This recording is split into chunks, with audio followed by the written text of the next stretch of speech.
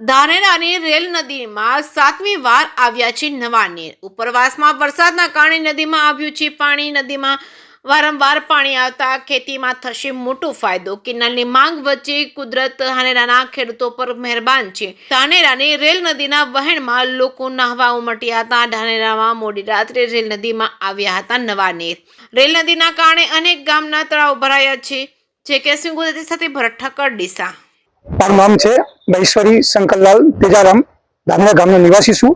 ધાનેરા ગામની અંદર કેટલા વર્ષોથી પાણી માટે ખેડૂતો તકલીફ ખૂબ છે અને આ વર્ષની અંદર કુદરતની જો પાણીની નદીની અંદર પાણી સાફ થતા આવ્યું છે પાણી બહાર અને પાણી નદીના આવવાના કારણે આજુબાજુ ગામના તળાવો, નદીઓ, ડેમો, ખેતરા જે ખેડૂતને જોઈએ પાણી મળી જશે અને આ વર્ષે કુદરત બહુ મહેરબાન થયું છે।